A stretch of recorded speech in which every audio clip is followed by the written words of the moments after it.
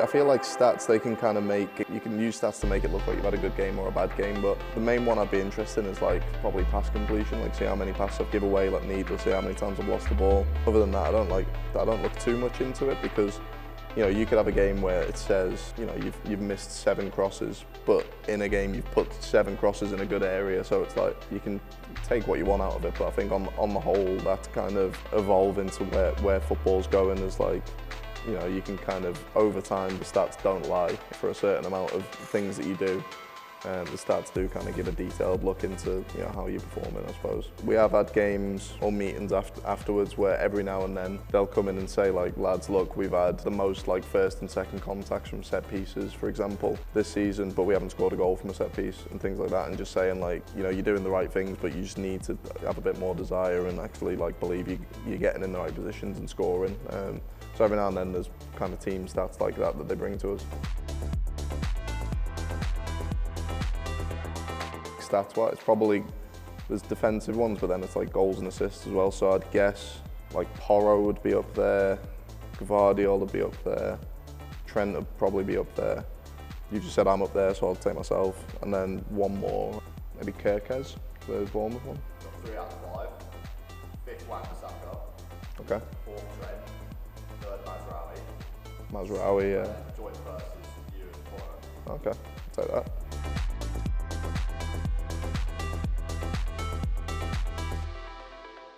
Generally, like defensively, I've tried to be a bit more like front foot and aggressive. So like going into that like kind of full throttle.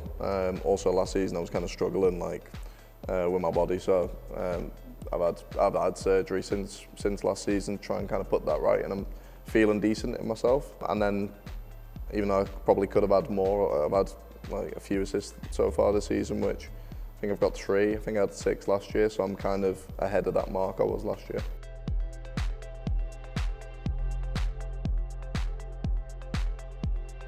This season I thought to myself, if like between international and club, if I can get like sort of 10 like goals and assists, that'd be good. I just need to start scoring, I think. Like just not for stats, just for me. I haven't scored a Prem goal yet. I really want one.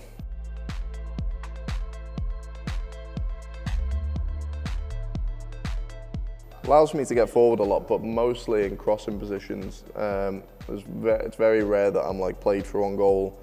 And we also, if we're playing down the right-hand side, like whether it's the right winger or the right fullback who's crossing, like for example for the US in that situation, like I could be in the box, I could be back post, and I've scored a couple of goals like that for the States. But for club, if they're attacking down that side, my job is literally to stay back and be the cover. So that kind of, to actually score, that limits my chances a little bit, but yeah, we'll get there at some point.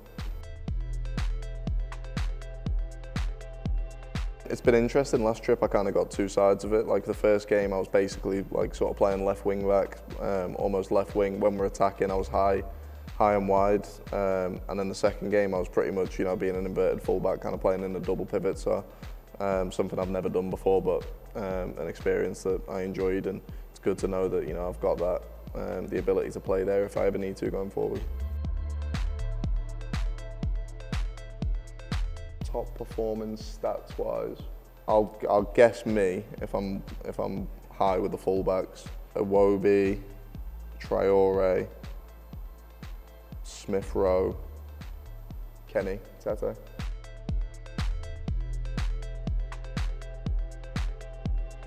Liverpool, Tottenham, and then I'm trying to think of another game where I've done alright. They're the top 2. The 3rd is a home match. West Ham? Bournemouth at home. Bournemouth at home? So Liverpool away, 4-3 was the top Yeah. rated. Tottenham at home. Yeah, the 3-0. Bournemouth at home.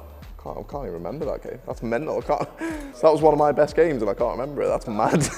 Well, I just remember that like the Liverpool game was, I think I set Wills up for a goal that game, made a load of interceptions that game. I remember that the lads after the game, they were like, Jedi, you nicked the ball like 10 times or something that game. So that was just in my head, I just felt like I had a good game. And then the Tottenham game, again, I felt like I played well, set Rodri up and we got a clean sheet. So like, that sticks out as, I think just You know when you've had a good game, but we all played well, so it just sticks out as a good game. But the Bournemouth one, that's thrown me. I didn't think of that.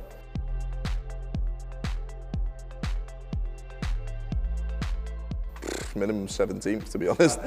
I'll take staying in the league now.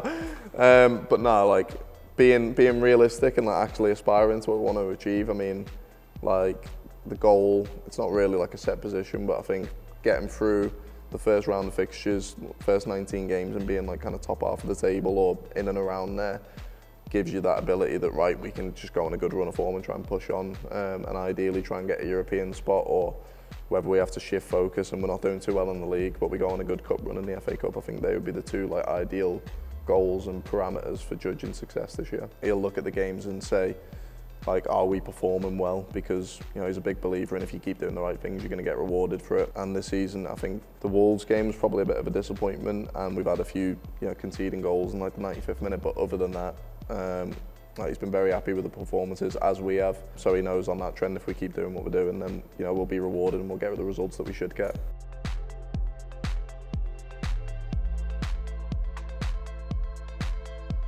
Really looking forward to it. I mean, I think just in general, like, forgetting the bias of myself playing for the US, I think, you know, it could shape up to be, you know, one of the best World Cups ever, one of the biggest sporting events ever. So to have the chance to be a part of that, obviously, fingers crossed that, you know, everyone's fit and healthy and playing well and getting selected. Like, certainly for myself, that's what I'll be seeing. I'll get more excited if I know I'm going to be there.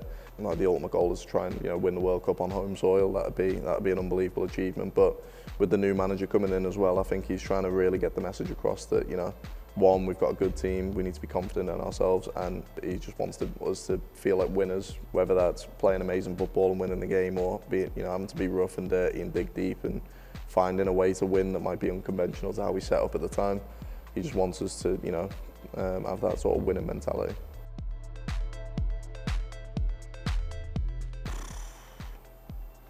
Top of my head, Declan Rice. Favourite shirts were probably Antoine Griezmann, because that was like the first time I swapped shirts with someone, and we were the last game before they won the World Cup. Best stadium atmosphere I've experienced is probably, I mean, unfortunately because we lost, but probably Anfield, that 4-3. That was like they were just willing the ball into the goal that game, it felt like. Best American to play in the Premier League is probably my boy CP Pulisic. Yeah, I'll go with that. I'll go Leno in goal. I'll put Kenny Tete, a bit more attacking because he can defend. Go Kenny, João Palhinha, Christian Pulisic. What else do I want to put in there? Yeah, I'm really attacking.